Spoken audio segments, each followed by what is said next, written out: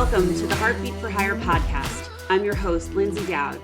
My goal is to help train leaders and sales organizations how to manage and deliver results with empathy, compassion, and kindness. Let's get started.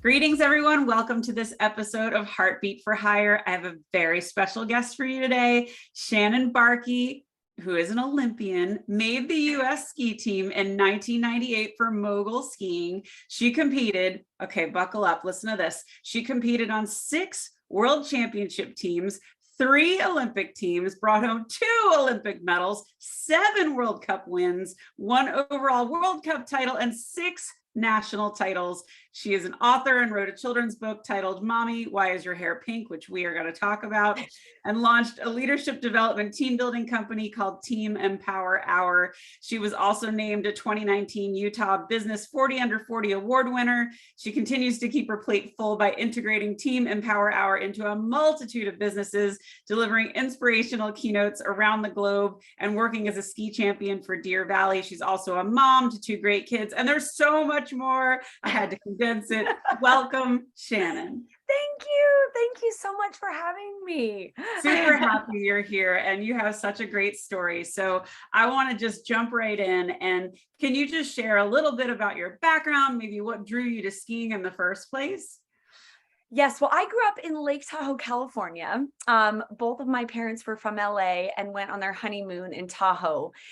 And they were like, oh my gosh, this place exists. We're moving here. Yeah. So my dad built their house, had my brother and I, and they just allowed us to live in the mountains. We did everything under the sun, and then in the winter, there was really only one thing to do, and that was skiing. My parents could drop us off at the ski resort when we were, really little, and drop us off at 9 o'clock and then come back and pick us up at 4. So what a great idea.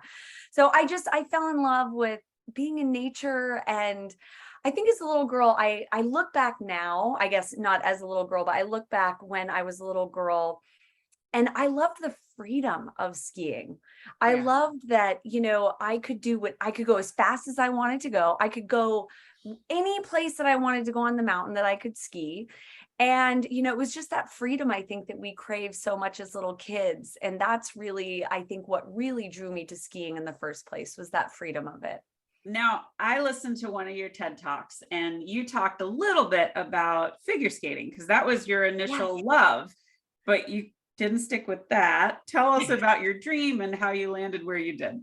Well, it's funny. Okay, so for one, what's not to love about figure skating? Right? You're in like a sparkly outfit and a tutu, and you just get to like glide across the ice. So I loved figure skating, but the thing I loved most was when I watched Kristi Yamaguchi. So I'll never forget sitting there on the couch, watching this beautiful soul. She had her leg above her head, and she was just like arms out wide and gliding. And there was just something in her smile that spoke to me, and that I just fell in love with. Now, I knew that I was not cut out to be a figure skater, right? Like I'm not flexible. I have no grace, but I just in that moment, there was something about her that I just wanted to be an Olympian. There was she just spoke to my soul in that moment. I love it. I wish in skiing we could wear, cute little dresses, but we'll go there about the pink in just a second, because you definitely have your own signature style. So, okay, there's figure skating, and then there's mogul skiing, which is nothing like figure skating. So you're already a skier. Were you doing moguls for fun, and you just got really good at it, or did someone notice you, or how'd that go? No, so I was, I loved skiing, and I loved being with my friends. Like I said, I had the freedom. My parents would drop me off and I'd ski with my friends.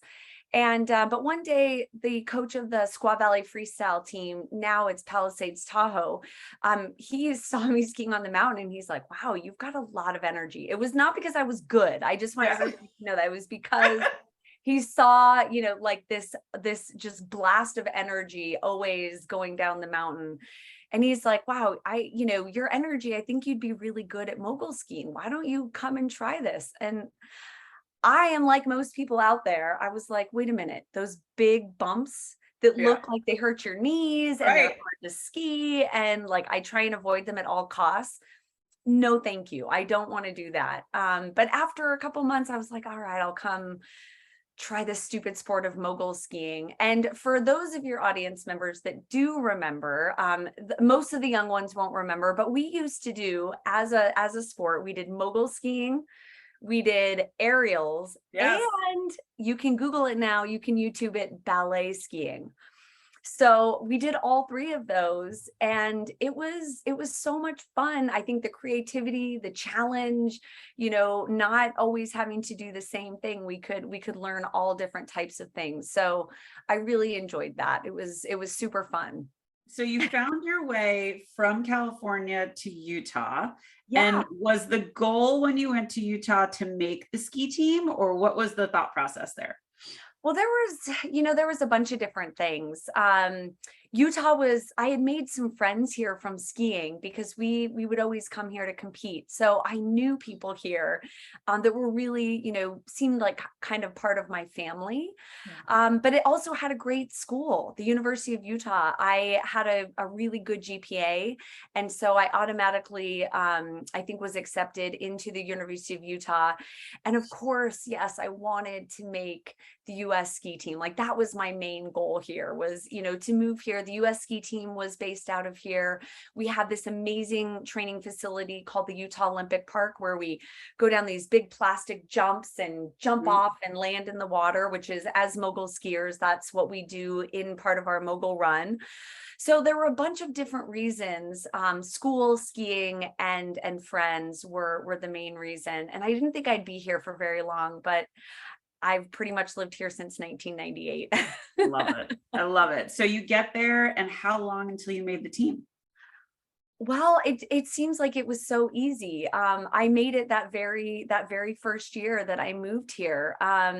It just kind of felt like all the stars aligned. There's only a couple of times of year that you can qualify for the ski team, and one of them is in the fall at this event called Selection Events. And I just skied incredible. I don't know, what it was, but I was able to make the team that very same year. And I tell you what, when I made that team, it was the biggest honor. You all of a sudden you get this outfit that says that you're one of the best skiers in the whole country, and it has, all the US ski team sponsors, and it was the coolest thing ever. I think I slept in that outfit for like the first year because I was so proud. I would have too. That's amazing. Yeah. So you make the team, you go to the Olympics, and just name some of the people that we would recognize that you were there with, because it will help jog everyone's mind of what you were up against, just from the American skiers. Well, I will never forget. I was sitting in the opening ceremonies. Like, they have all these different staging places that you can, that you have to go through before you walk into the opening ceremonies.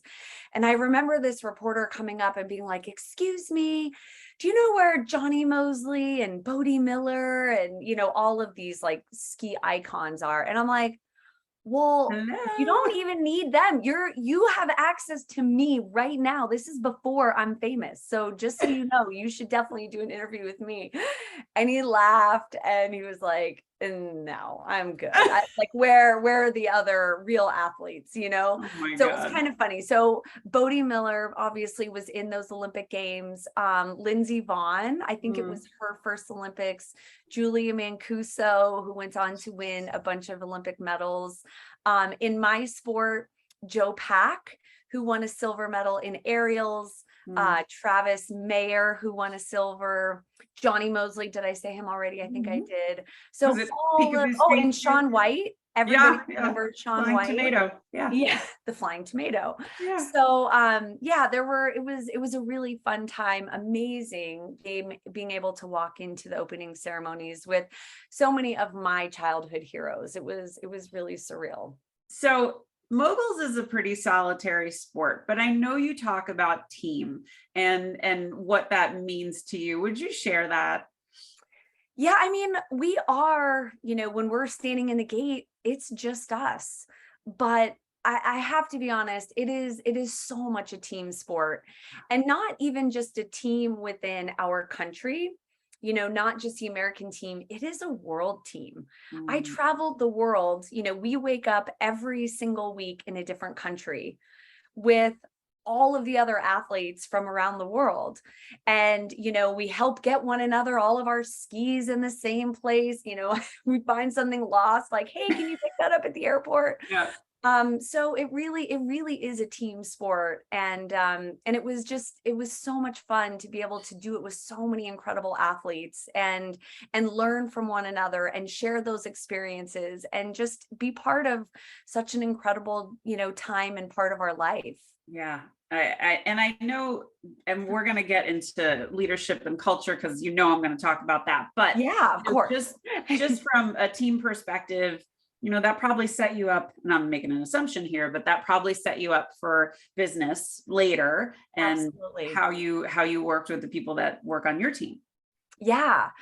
It really did. But I find that sometimes what made me so great as an Olympian, and all of the skill sets that I used as an Olympian sometimes have been my biggest downfall as a business owner.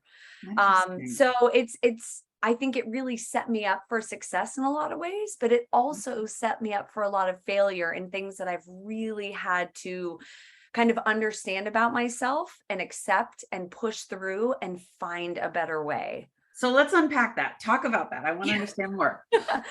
Well, as Olympians, I think we have one goal. There is no, second goal. There is no plan B. You are solely focused on making that Olympic team and winning an Olympic medal. Yeah. And there is no other way around it. You cannot take the elevator to the top. You have to take the stairs. Yeah. And so I feel like as an Olympian, sometimes you get in the mode and you just go. And I think in real life, sometimes that doesn't work. Sometimes you have to reassess, what it is that we're really working for. Why are we working so hard? Is the path that we're really on the best way? Right. And if it's not, how do we let that go? Yeah. And that's been something that's been really, really, really hard for me. Another thing that I've learned, I think that's been, that has not been the best for, I think initially my leadership style, was that if people didn't see it my way, the way that I wanted to, get the job done and be on my team, or, the way that we work together, then it was just easy for me to say goodbye. Like, okay, well, that doesn't work. So I'm going to work with somebody new where we gel together and who sees it my way. Yeah. You see it my way. And also, I guess I see it their way too, right? Like that we both kind of come together. Yeah.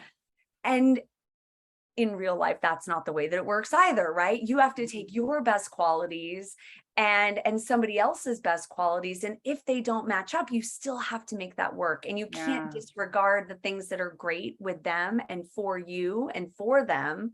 You just have to be able to understand that, have compassion, and be able to work together and still have great outcomes. So would you say you think you've evolved as a leader? Sometimes, right? I think I'm always a work in progress. We all are. I know. I always say we can be a work of art and a work in progress at the same time. And that's definitely me. But I feel like sometimes I find that I embrace that. And then sometimes when it gets down to crunch time or things really have to get done, then I kind of turn into that old athlete of like, we just have to go, we have to make it happen. And either you're on board or not, but we've got to go. Yeah. It sounds like your drive is always solid, but figuring out, and this is such a common leadership mistake, is when everybody's like, this is the mission, this is how we have to get there. And when you surround yourself with people that are smarter than you, which is the goal, always. You can find other ways to get there and new best practices. And, oh, maybe that wasn't the right mission anyway, or maybe we failed all along, but these 3 things worked and that's what we need to focus on. So yeah, I love that. Okay, so let's talk about some fun stuff. Let's talk about hair. And as a woman, we ladies do not divulge a lot of hair data for people, but your hair doesn't grow pink. Okay. So Okay. talk to me about the pink hair. Okay. Well, okay. I do have to say, I'm so sorry. I just got back from a hike. I didn't know this was going to be like on Look YouTube. up Shannon, you will see her pink hair. I know. So it is in there. So I wrote a book about it. And so I really started with pink hair because when we were growing up, we never had anything pink. Like if we were female athletes, we always just had to fit into all the boys things, right? So if there was ever like pink shoelaces or a stripe of pink on a pair of shorts, like we bought it, right? We bought everything off the whole shelves. And so I realized, like kind of later looking on, that was really important to me to want to be the best, and race with the boys and be better than the boys, but do it my way, not the way that they wanted me to do it. So, along the way, and then I also got bored with the color of my hair because I'm a brunette and I dye it blonde and then have to add in the pink. So I added in the pink, and I'll never forget my mom being like, Shannon, nobody is going to take you seriously. You can't do that. As only a mother can say. You can't make your hair pink. And I'm like, Mom, I can make my hair pink. So I started. But it's not going to affect your skiing, and it's not going to affect anything else. Yeah. But and I loved it because and I still keep it pink, and I've had it pink for probably like 14 years now. And I love what it stands for, because I think some people just write you off because, oh my gosh, you're obviously not that smart to come into corporate America with pink hair. And I love that I can go into a conference with 1,000, people in the audience, sometimes mostly men, and they're going to be like, oh my gosh, the girl with the pink hair took a wrong turn. She looks like she's about to go onto stage, I love that. About to address all of us.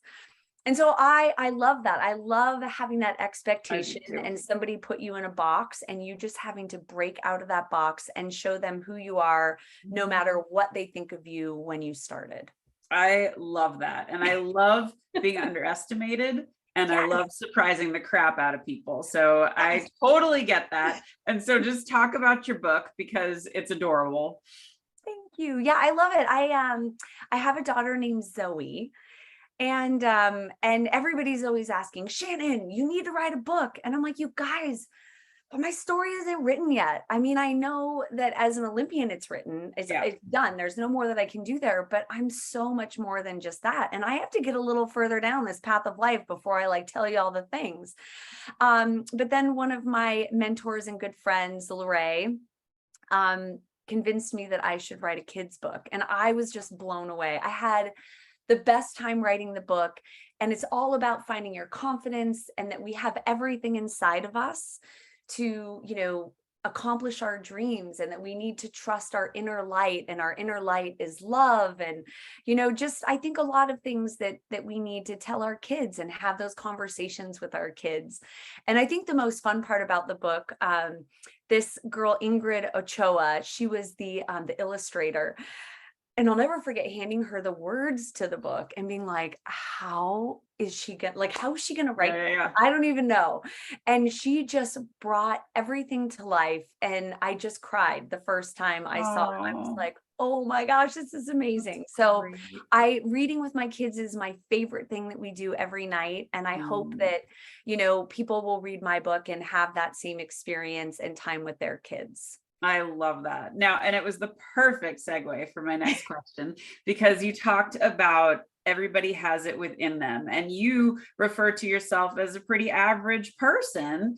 But average people aren't typically Olympians. So talk about the average gifts and your philosophy on that. Well, so my whole, I just want to be very honest about this. So I have two kids. One is 9. Her name is Zoe, and my other kid is Tucker, and he is 4. And they're just starting to get into sports. And everybody at this age is just like, oh my gosh, these kids are so good, and we need to, put them in all these amazing whatever, like everybody's, they're just focused Gifted on how program. good they Yeah. are, Yeah. and for me, I'm like, oh my gosh, that's so backwards. You don't need to focus on how good they are. You need to focus on their potential. And like, can they learn, and can they grow, and can they fail, and can they be the worst and keep going? Because prodigies, I feel like once everybody gets to the same level, like you're maxed out. That's your ability is at the end. It's how we move past that, and how we find a way around it, and how we have mental toughness that really makes the best of the best. So I always tell people, like, I am never the smartest person in the room. I am about average in the gym. I'm a pretty good skier, but definitely never one of the best Probably a on really my good team. skier. I'm a great skier, but if you like took a survey from all the people on the tour that I was on, like, would Shannon win 2 Olympic medals? Probably nobody would have checked that box. Yeah. But what I found is that I really had to work hard on my mental toughness. So when us average people are given opportunities to do great things, that we can capitalize on them. Yeah. And to me, that's so important. Like, that's, I read this quote the other day and I shared it with Zoe, and she didn't quite understand it, but I'm like, I think you're going to understand it, is don't focus on being the best, focus on being the best at getting better. I was just gonna. I was like, I was thinking it when you said it. Yeah. So I think I hope I got that right. It was something like that, but it wasn't just, like, oh, you're always going to have somebody that's the best, but it's how do you keep getting better and better and better? That's what we need to focus on. Well, and measuring yourself against yourself versus putting yourself next to other people. And I know just from my own experience, when you're becoming an entrepreneur and you see these people that have, tens of thousands or hundreds of thousands of followers and huge speaking engagements, and you're like, but I'm just here. Yeah. Somebody's behind me. And, everybody starts someplace. There's a first time for everything. So yeah, I love that. Getting better. It's so important. It is. And because, everybody wants to be the best, and even the best of the best are not going to be the best forever. So, and that was just one thing that I've really tried to help my kids with, is it's just not about the one thing. And, there's always going to be somebody better, but it's how do you figure out a way around that? And in order to capitalize with what we're given, I know.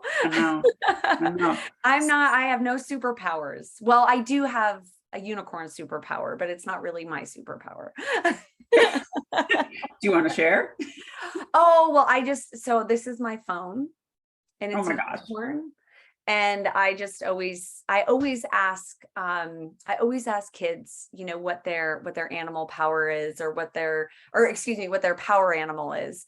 And some are an eagle and a tiger, and mine is always a unicorn, because I believe that we all have glitter and that we can all do the impossible. So awesome. That's my unicorn. All right. So tell us about Team Empower Hour. What is it, and why would anybody care about it? Well, not everybody is going to care about it, so we'll just have to start there. Okay. But I started a business because I really wanted to combine all the things that I love. So I love people. I just have a passion for other people's energy, and I love being with people. So COVID has been really hard for me. As an extrovert, it's been really hard. So I love people. Bless you. I love challenging people with trying new things and doing athletic things that maybe they wouldn't think that they could do. And I love seeing teams come together and empower one another. So I just said, well, could I start like a team building business where the only people that I hire are Olympians, so we can share our success stories through our unique lens, and share that with corporate America. And then how do we get people like up and, moving out of their chairs and putting down their devices?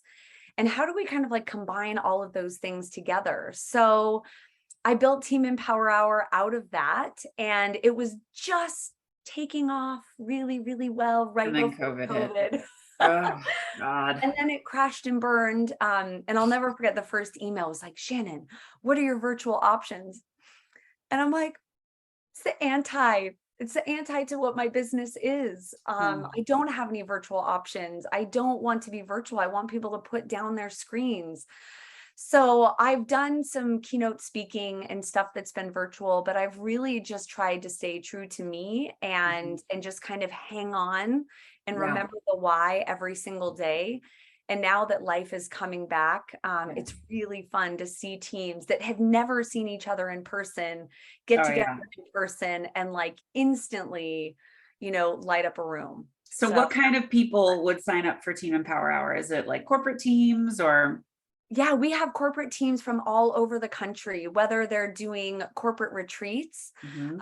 or it's the first time their virtual team has ever met. Yeah, I've certainly, I worked from home. I worked for IBM for 23 years, and I think 21 of those I worked from home. So I was on the road a lot, but I was Yeah, always from home and would be in clients' offices more than I was with, in our own offices. So I can relate. yeah. Yeah, so it's really fun. We travel all over the country, either doing on-sites with companies, where they're at, or I'm really lucky. A lot of companies come to Park City and Salt Lake City to do their retreats. So we Yeah. have a lot of fun venues that, we had the 2002 Olympics here. Yeah. So we have a lot of venues that I can really speak to as an Olympian that won a medal here. That is really fun to kind of come full circle with all of that. So big companies, small companies, and I think anybody that just is looking to up their game and be better, come together as a team and see success through the eyes of Olympians and how they can incorporate that. So share some of your observations, because now you worked with a lot of corporate teams. So I know what kind of leadership things are important to me, but I'd love to hear what are the observations that you've seen from some of the leaders you've worked with.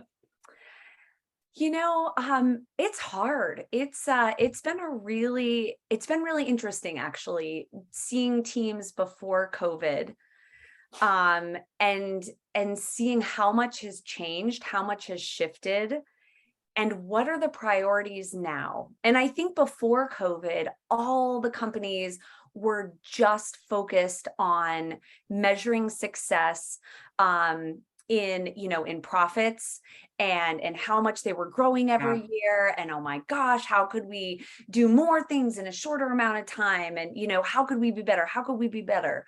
And now I think the leaders have kind of had to be more vulnerable and really allow people to show up in their authentic self. As mothers, it's okay to be a mom. It's okay to have kids. And it's okay to talk about it.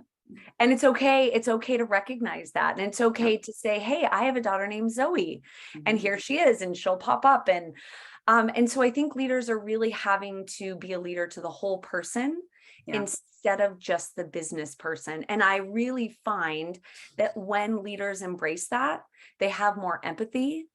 And they're allowing everybody to show up and to honor who they are as a whole person. And that has been really magical.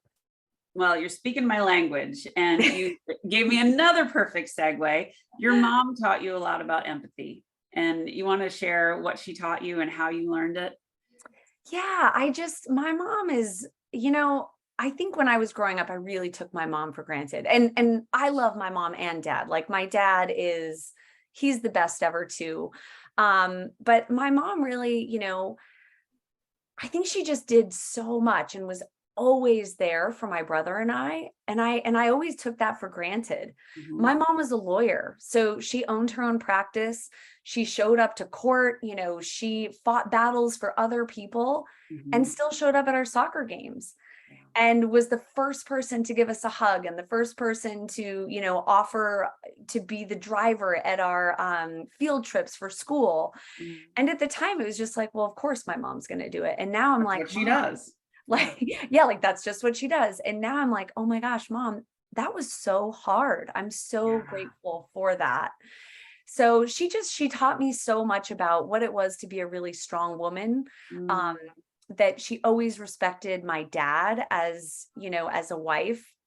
And she let my brother and I just be me and Mhm. allowed us to follow our dreams. So if I'm half the mom that my mother was, I'm going to be really happy. Oh, what a nice tribute to your mom. And it's so, I think when you become a mother, you really see the sacrifices your own mother made to make your life as great as it was. So it's amazing. And thank you for sharing that. So where does all of your energy and positivity come from? Oh, I don't know where my energy comes from. I don't know. I know that my children have more energy than I do. So They I always do. often find myself really tired these days. I don't know. I think my energy, it just comes from I get to do what I love every Mhm. day. I think right now being in COVID and having to work so much, just kind of stationary in the same place, kind of behind the scenes, is not the thing that I really love. But the hope of getting back in front of, live audiences, Yeah. doing keynote speaking and working together in person with teams, Yeah. that's really where my energy and fire and passion comes from, is from people. And I used to think that like I had so much energy to give and that was Mhm. my superpower, right? Like that's what I had. But what I really realized over COVID is that I need all of that energy given back to me. Yeah. And so as much as I give, I get that much in return. Yeah. And I didn't even really realize that I missed that Yeah. until it was gone.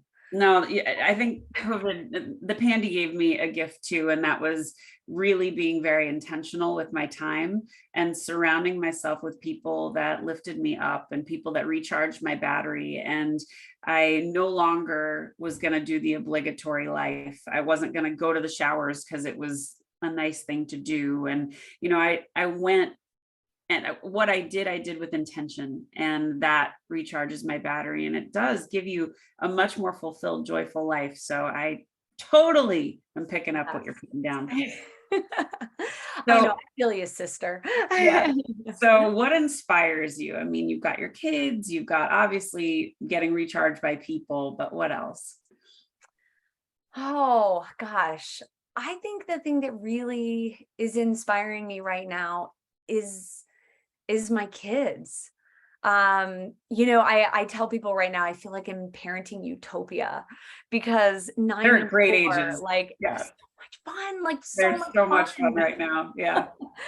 um and that is so inspiring me to see this life. And I know it's so cliche, right? Like to see it through, their eyes, but It's true it's though. so true. It's so true. And here's something that I want to be honest with. So many people ask me, like, oh, do you want your kids to be mogul skiers? And I'm going to be honest, like, I don't want them to be mogul skiers. I want them to be something new. I've already done that. I know what it takes to be a mogul skier. I've spent hundreds and thousands of hours on a cold side of a mountain. Like I've checked that box. Yeah. I have never been an artist. I have never, or not me, but like I would love for my kids to choose something that's their own path that will Mhm. fills my cup too. Yeah. So I don't know. My husband and I obviously share all the things that we love and that we're passionate about, but I hope that that directs our kids into something that they love, Mhm. that they can be like, Mom, check this out. Like, this is so new. And be like, what is that? It's So that very really wise. inspires me. Well, it's very wise. And I think, when I have teenage twins, and I was a competitive swimmer growing up. So, I expected like there's got to be some genetic innate knowledge that's going to be passed down. So you're going to want to do this too. And I just remember my daughter like not being able to figure out how to dive. Like she just could not. And, twice a year we go down to Florida and visit my mom, and she'd be like, am I doing it right? And I'm like, oh my God, we do this every time. Like, when are you going to figure it out? And she did. But like, it was such a good lesson to me that they're their own people and they're going to arrive with their own gifts and their own passions, and supporting that is part of my lesson. Yeah, it's I love amazing. that. It's so much fun to, like Zoe is so creative. Mhm. And my mom is totally crafty, which it skipped this generation. Like I can't even like tie my shoelaces, let alone like, sew and do all that kind of stuff. So just to see her love, different art projects and be so Mhm. creative, and it makes me super inspired to just like support that in her, Yeah, so it's really fun. And Tucker, my son, he's so crazy, and he's going to take years off my life. probably. But we'll cross that bridge when we get to it. Amazing. So Shannon, what would you like your legacy to be? Oh my gosh. Oh, my legacy. Geez. Well, I think my kids are my legacy. Mhm. And if they are good, kind people that, follow their own dreams and find their own way to just shine bright in this world. I think that's really what would be the best legacy for me. I mean, I of course, always want people to think of me as like sparkles and shininess and like, oh wow, you could never put her into a box. Um, so I don't know. Yeah, I think my legacy is what I can pass on to my kids, and what good people they can pass on to their kids. I love it. I love it. So Shannon, how do people find you? Oh man, well, there are a plethora of places where people can find me. I've kind of taken a small hiatus, I would say, from social media, but it's always at Shannon Bahrke, ShannonBahrke, whole bunch of letters And we'll that share go all this, so together. don't worry. But I'm on Instagram, LinkedIn, Facebook, and then I have my two websites, which is my personal website, shannonbahrke.com, and then also teamempowerhour.com. I love it. And at Well, my house. You can find me at my house. I'm going to introduce you to my other Olympian friend when we're done here, because she might want to be involved in your Team Empower Hour too. Yes. But anyway, this has been a delight. I have loved our chat, and thank you so much for being a guest on Heartbeat for Hire. Oh my gosh, thank you so much. And I just love what you do, and you radiate from the inside out. And I'm sure that all of your listeners just can feel that every day. So thank you for having me. And I wish you all the best in everything. Thank you, Shannon. Stay tuned for another episode of Heartbeat for Hire, everyone. Have a great day.